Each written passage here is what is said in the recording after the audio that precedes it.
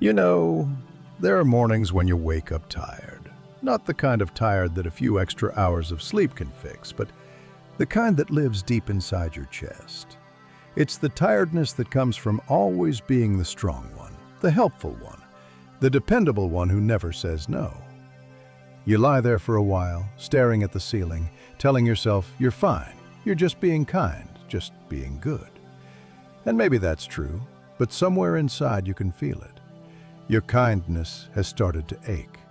It's a quiet kind of pain, not loud, not dramatic, just a dull, steady ache that hums beneath everything you do. The ache of always being needed, always showing up, always holding it together while no one asks if you're okay. And the strangest part? You keep giving, because that's what good people do, right? We pour out a little more, even when the cup's already empty. We smile and say, "No problem," while our own hands are shaking. Maybe no one told you this before, so let me be the one to say it. You don't have to prove your goodness by running yourself dry. If you're listening to this right now, take a slow, deep breath. Let your shoulders drop. Let your jaw unclench. Feel how tired you really are, and let that be okay. You don't have to earn rest. You don't have to earn peace. You simply have to remember you're human, not a machine built to fix everyone else.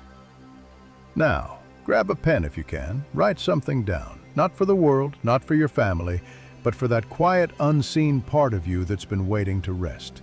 Write these words: "I can be kind and still keep my edges."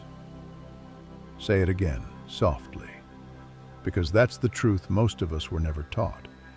We were told to be gentle but not firm, to help but never to pause, to give but never to guard the source we give from. But what if that's where the real story begins? The moment you realize that kindness without edges isn't strength, it's surrender. That love without boundaries isn't love, it's depletion. I once knew a man who fixed clocks for a living. His name doesn't matter much, but what he taught me, that stayed with me for life. He worked out of a tiny shop at the very edge of a quiet town. The kind of place you could walk past 100 times without really noticing. A little window, a wooden sign, and inside, a soft ticking that never stopped. When you opened the door, the air changed. It smelled of oil and cedar, of brass gears and time itself. And the moment you stepped in, you could hear it, the heartbeat of a dozen clocks, each ticking in its own rhythm, out of sync, and yet, somehow, together, they made harmony. It wasn't just a shop. It felt like stepping into another world, a slower, quieter one, where patience lived and noise didn't matter. I used to stop by when life felt heavy, when my own mind was too loud. I'd sit in the corner, hands folded, watching him polish those tiny gears with trembling fingers. His hands were old, but precise, like he was listening to the whispers of time itself. He never spoke much while he worked. The ticking filled the silence for him. But one morning he looked up and noticed the kind of tired that sleep doesn't fix, the kind that sits behind your eyes. He paused, wiped his glasses, and said softly, "Kindness without edges, my boy, is like a clock without gears. It looks beautiful, but it won't keep time." I remember smiling, pretending I understood, but truthfully, I didn't. Not back then. It took years of saying yes to everything and everyone, years of pouring myself into work, into people, into moments that gave nothing back, before his words finally made sense. Because boundaries, I learned, aren't the opposite of kindness. They're what make kindness possible. For a long time, I thought being a good man, a caring friend, a helpful neighbor meant saying yes to everything, every request, every favor, every last-minute call. But that kind of kindness, it's a quiet kind of self-destruction. It's like a leaky bucket. You pour and pour until there's nothing left inside. And one day you wake up empty, wondering when the giving stopped feeling good and started to hurt. There was a season in my life when my days were packed from dawn until midnight. People would smile and say, "You're so dependable, Dale." And I'd beam with pride, not realizing that dependable had quietly turned into disposable. One evening I was late again, missed dinner with my family for the third time that week.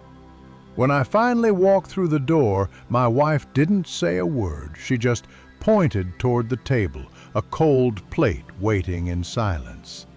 And in that quiet moment, I understood more about love than any book or sermon could have taught me. That night I made a promise to myself. I would learn to say no, kindly but clearly, firmly but without bitterness. He used to close his shop early on Sundays. After church, I'd sometimes stop by to talk. One day I asked him, "Why don't you stay open later? You could make more money." He smiled, that same patient smile of a man who's seen what rushing does to people, and said, "Because I want my work to be a joy, not a burden." Then he told me a story. "One winter," he said, "I tried to fix every clock in town." His voice was calm, but there was weight behind it, the kind that only comes from learning something the hard way. He told me how people kept showing up, one after another, each holding a clock that had stopped ticking, and he couldn't turn a single one away. "I thought I was doing good," he said. "I thought if I just kept working, if I helped everyone, time itself would thank me for it." But night after night he stayed at that workbench, hands aching, eyes burning, his dinner growing cold beside him. He skipped meals, forgot his own birthday, and one morning he fainted right at his bench, his body finally saying what his mouth never could: enough. When he woke up, the first thing he whispered was, "A man who never stops to wind his own spring won't keep ticking very long." He smiled as he told me that part, not with regret, but with understanding. He'd found something wiser on the other side of exhaustion. The following week, he hung a small note on his shop door. It said, "Closed on Sundays, repairing what matters." Some customers complained. A few grumbled that he was getting lazy, but before long they noticed something. His work became steadier. His repairs lasted longer. His laughter came easier. And the rhythm of that little shop, it changed. Time itself seemed to breathe again. That's what happens when you take care of your own energy. You don't lose your kindness, you strengthen it. Because the truth is, you can't pour from an empty cup. You can't fix other people's clocks if your own has stopped ticking. And the clockmaker, he taught me something I still remind myself of today. Taking care of yourself isn't selfish, it's sacred. You and I, we've both known people who give until they break. And deep down, I think we're afraid of becoming one of them. We say yes because we're scared of losing love. We agree because silence feels like rejection. We help because we want to matter. But here's the truth, my friend. If your kindness costs you your peace, it's far too expensive. You can love people deeply without letting them drain you. You can serve others without becoming their servant. You can say no without guilt and still have a heart full of warmth. That winter, when the clockmaker stopped trying to fix every clock, something else began to heal: himself. And maybe that's the lesson hidden inside his story. If you want your kindness to last, you have to give it shape. You have to give it edges strong enough to hold. You know, people don't actually respect endless generosity. They respect clarity, the kind that's wrapped in compassion. I learned that one summer, watching a farmer I knew. His name was Elliot. He was one of those men you just couldn't help but like. Kind eyes, quiet laugh, always the first to offer a hand. He never said no to anyone. He'd lend you his tools, his time, his truck, anything you needed. And he never built fences around his land. "I trust folks," he'd say, "to know where my property ends." And for a while that worked just fine. Until one summer, his neighbor's cattle wandered into his fields and trampled the young corn he'd worked so hard to grow. The next morning I saw him out there, hammering posts into the ground, the sun barely up, the air still cool with dew. He wiped his brow, grinned, and said, "Guess even trust needs boundaries, son." When he finished, he carved 4 simple words into the wooden gate. "Enter kindly, leave gently." And that fence changed everything. People still came. They still borrowed his tools, still shared a cup of coffee on the porch, but they closed the gate behind them now. They came with respect, and they left the same way. He didn't build that fence to keep people out. He built it to teach them how to come in. That's the thing about boundaries. They don't separate, they guide. They show others how to treat what matters most to you. That, my friend, is the quiet art of kindness with edges. You see, somewhere along the way, we started confusing exhaustion with virtue. We wear busyness like a badge of honor. We tell ourselves that being tired means we're doing something right, that it's proof of our devotion, our purpose. But tiredness doesn't prove love. It only proves imbalance. When your yes comes from fear or obligation instead of from love, that yes stops meaning anything at all. I remember a nurse I once met. Her name was Caroline. She was the hardest working person I'd ever known. Every patient adored her. Every co-worker leaned on her. She was everyone's hero. Until one day, right in the middle of a shift, she fainted. When I went to visit her later, she smiled, tired but genuine, and said, "I finally realized, Dale, I can't pour from an empty cup." After that, she made small, almost invisible changes. She started leaving work on time, took one day off each week, stopped answering every late-night call. And you know what? The world didn't fall apart. In fact, her kindness started to glow brighter, softer, steadier, more alive. Because that's the secret to healthy giving. It doesn't come from depletion. It comes from fullness. So if you've been feeling stretched thin, if you've been giving until you're hollow, maybe this is your sign. Maybe it's time to rest, to refill, to learn that saying no can be one of the most loving things you ever do. You might be wondering right now, how do I actually do that? How do I draw those lines without feeling like I'm letting someone down? I understand that question deeply, because for a long time I carried the same struggle. See, most of us were raised to believe that love means sacrifice, that goodness means giving more, doing more, never turning anyone away. We learned to say yes before we even paused to feel if we wanted to. We learned to measure our worth by how much of ourselves we could give away. But here's what I discovered the hard way. When your giving starts to hurt, it's no longer kindness, it's self-erasure. Before we talk about how to set those boundaries, I want you to see why it's so difficult in the first place. Because once you understand that, every no you speak, will start to feel like an act of love, not rebellion. There was a time in my life when I tried to rescue everyone. If someone stumbled, I rushed to lift them. If someone fell behind, I finished their work. And at first it felt noble, like I was doing the right thing. But years later, I realized something painful. I wasn't helping them grow. I was stealing their struggle. And without struggle, there is no strength. You can't build strong people by shielding them from the weight of life. Sometimes, the kindest thing you can do is simply step back and let them learn to stand on their own.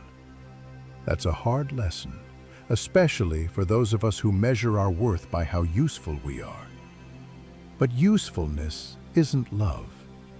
Presence is. Your being, your attention, your quiet honesty. Those are the things that heal. One evening, I came home late again. My little girl was sitting at the table, her fork tracing slow circles in her food. I sat down, reached for my phone, and before I could even speak, she placed her small hand on mine and said softly, "Dad, your eyes go away when you talk on the phone."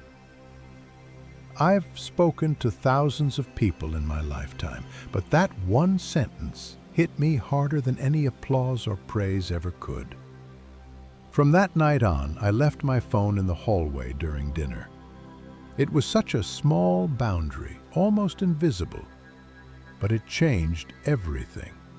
Because when I looked up from my plate, my daughter's eyes were waiting for mine. And in that simple exchange, I felt what presence truly means. Boundaries aren't just about time, they're about attention. They're about being fully where your heart already is.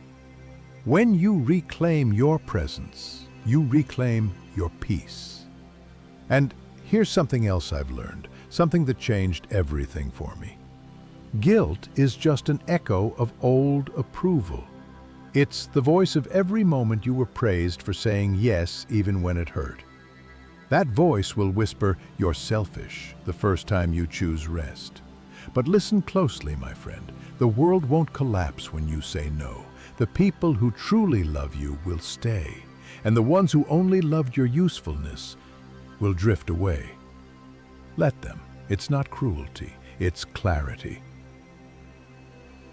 You know, in all my years, I've never met anyone who regretted protecting their peace. But I've met plenty who wished they'd done it sooner. We spend so much of our lives trying to be liked, trying to be needed, trying to be good. But here's the truth. The people who truly love you don't need your constant yes. They need your honest presence. They don't want the tired, distracted version of you that keeps saying yes out of guilt. They want the version of you that shows up awake, alive, and real. Sometimes people ask me, "Dale, isn't it selfish to protect your time like that?" And I tell them, no, my friend, it's not selfishness. It's stewardship. See, your time and your peace, they're not infinite. They are the currency of your life. And if you spend them on everything and everyone, you'll have nothing left for what truly matters. That's not selfish. That's wisdom. That's love. Directed inward first so it can flow outward stronger. Because you can't love the world from an empty heart. Now I know what you're thinking. You're ready for the practical part, the steps, the tools, the how. And I promise we'll get there. But before we draw the map, we have to understand the terrain. Because once you see your patterns, your habits, your fears, your quiet motives, you'll start to see why saying no can feel so hard, and why it's also the key to real peace. So stay with me. Let's walk this part slowly. There was a time when I thought helping everyone was my purpose. If someone stumbled, I lifted them. If someone fell behind, I carried them. And at first, it felt good, it felt right. But over time, I realized what I'd really done. I'd taken away their chance to grow. You can't build strong people by protecting them from their own lessons. Sometimes love means holding space, not holding them up. It took me years to understand that. Because like many of us, I measured my worth by my usefulness. But usefulness isn't love. Presence is. Real love doesn't always look like saving someone. Sometimes it looks like letting them find their own rhythm while you quietly cheer from the sidelines. One Sunday afternoon, I was driving to yet another event, exhausted, running on fumes, but unable to say no. Halfway there, I pulled the car over. I remember gripping the steering wheel, feeling the weight of every yes I'd ever given. And a thought came to me, soft but certain. If I go one more time, I'll lose the joy that made me want to help in the first place. So I turned the car around, went home, sat on the porch with a glass of lemonade, and for the first time in months, I felt peace. The world didn't collapse. The event went on without me. But something inside me had changed. That simple act of turning around, that was the first real step toward freedom. That's when I realized something powerful. Boundaries aren't walls, they're bridges. They don't push people away. They teach them how to come closer with respect, with gentleness, with understanding. And when you learn to draw those gentle lines, kindly, clearly, and without guilt, something beautiful happens. Your heart doesn't shrink, it expands, because love that honors itself lasts longer. All right, my friend, we've talked about why boundaries matter, why kindness needs edges, and why peace isn't something you stumble into, it's something you protect. Now let's talk about the how, because I want you to walk away from this not just inspired, but equipped.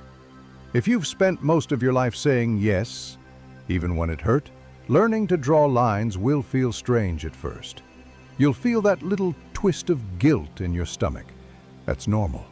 That's just old conditioning, the echo of all those years you believed that love means self-sacrifice. But I promise you, it fades, and in its place grows something beautiful, calm confidence. The kind that doesn't need to shout, doesn't need to explain. It just knows. The first step, and maybe the most important one, is learning to see your red lines. Red lines aren't walls. They're gentle markers that say, here's where I start.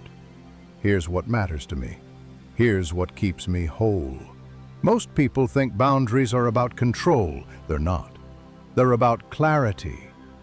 Clarity about what gives you life and what quietly takes it away. So take a moment. Think about the times when your stomach tightens, when your breath shortens, when your chest feels heavy after saying yes. Those are clues. They point to your red lines, the invisible lines your soul already knows, but your habits haven't learned to honor yet. Here's a simple exercise you can try tonight. Take a notebook and make 2 columns. At the top of the first, write, things that drain me, and on the second, things that fill me. Be honest. Write without judging yourself. Don't think about what you should enjoy, just write what actually nourishes you. You'll start to see patterns. You'll see where your energy leaks. And once you see those patterns, you can begin to draw your lines. Because clarity is the first act of self-respect. When you know what drains you, you can finally stop apologizing for protecting your peace. And when you know what fills you, You can start saying yes from love, not from guilt. That's the difference. A yes that comes from peace adds to the world. A yes that comes from fear takes something away. Next time someone asks for your time, your energy, your help, pause. Don't answer right away. Take one breath. Then ask yourself, will saying yes to them mean saying no to myself? If the answer is yes, then your no is not unkind. It's sacred. It's honest. It's a quiet way of saying, I matter too. That's how you start, my friend. Not with guilt, not with anger, but with awareness. Because awareness is the doorway to freedom. Now that you've found your red lines, the next step is learning how to honor them. How to say no without guilt, without harshness, without losing the warmth that makes you who you are. Because the truth is, you can say no and still be kind. You can protect your peace without building walls. A gentle no is one of the most powerful tools you'll ever learn. It's the kind of no that carries love in its tone and respect in its delivery. Here's how you do it. When someone asks for your time or energy, pause before you answer. Don't rush. Let silence be your ally. Then speak slowly, with sincerity, and from the heart. Say something like, I care about you, but I can't take that on right now. Or, I'd love to help, but I need to rest today. Or maybe even, I don't have the space for that, but I truly hope it works out. Notice you're not shutting the door. You're simply closing it gently, with kindness. Because every boundary can be a bridge if it's built with truth and grace. The key is your tone. People don't just hear your words, they feel your energy. If your no comes from love, they'll feel that. If it comes from resentment, they'll feel that too. That's why it's so important to catch yourself before resentment grows. Say no early, when you're still calm, still kind. Because if you wait too long, your no will come out sharp, and that's when guilt sneaks in. You see, a clear no, spoken with love, is easier for others to receive than a resentful yes whispered through exhaustion. So here's a truth worth remembering. When you speak clearly, you're not just honoring yourself, you're teaching others how to love you better. Sometimes people won't understand at first. They might look disappointed, maybe even surprised. That's okay. Let them. Discomfort doesn't mean you did something wrong. It just means you did something different, something healthy. When you start setting boundaries, you're not changing who you are. You're returning to who you were before the world taught you that love means overextending. And here's something else to remember. A gentle no isn't rejection, it's redirection.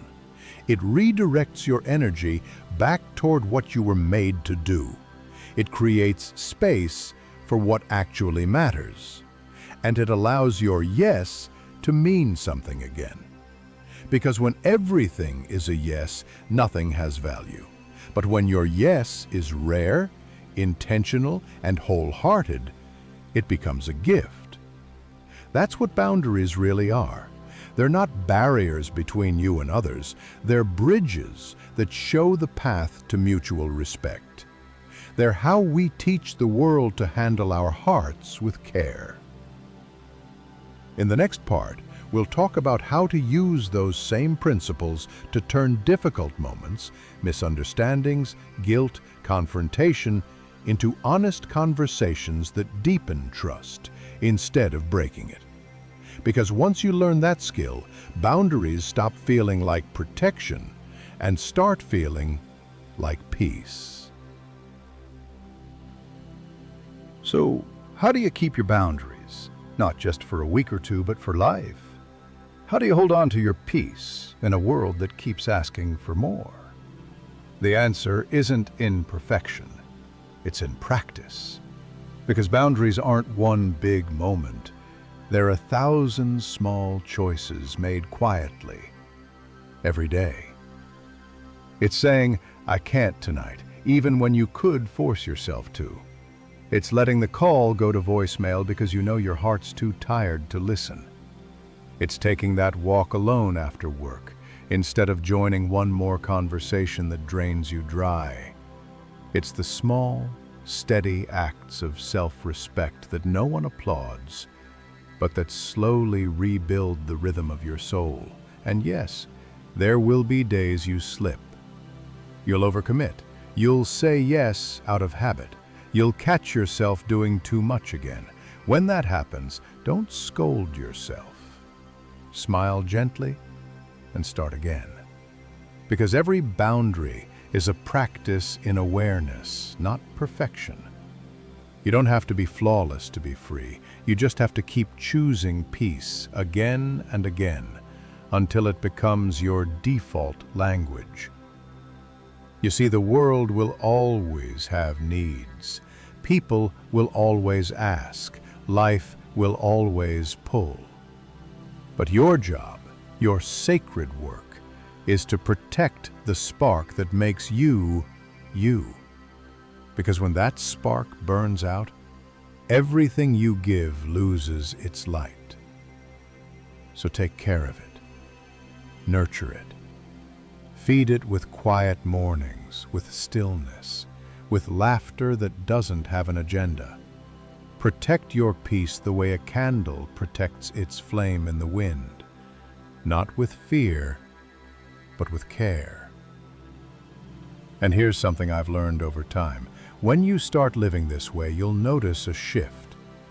You'll stop chasing love and start receiving it.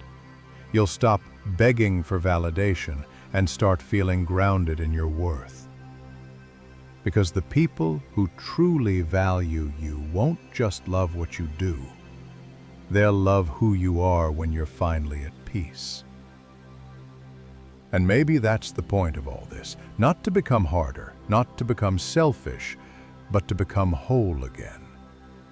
Boundaries don't close you off from life. They open you up to live it fully, with focus, with intention, and with love that doesn't drain, but overflows. So tonight, before you close your eyes, take one last slow breath and whisper to yourself, I can be kind and still keep my edges. Because that's not a contradiction. That's balance. That's truth. And that's where your story, the peaceful, powerful one, really begins. You know, if there's one thing I've learned, it's that peace doesn't come from doing more. It comes from doing what matters and letting go of what doesn't. It's not about closing your heart. It's about learning how to keep it open without losing yourself in the process. That's what kindness with edges really is. A balance between love and truth, between giving and grounding, between caring for others and remembering that you're one of the people who deserves care too. And if you take nothing else from this talk, remember this: you are allowed to rest. You are allowed to slow down. You are allowed to take up space in your own life. Your worth isn't measured by how much you carry or how often you say yes. It's measured by the quiet strength of someone who gives from a full heart, not a fractured one. So take that deep breath. Let your shoulders fall. And when tomorrow comes, start again, gently. Because life isn't asking you to be perfect. It's asking you to be present. And presence, that's where the real love lives. Thank you for listening. Thank you for caring enough to want to grow. Now go and wind your own spring. The world will still be here when you're ready to give again. And this time, you'll give not from exhaustion, but from peace.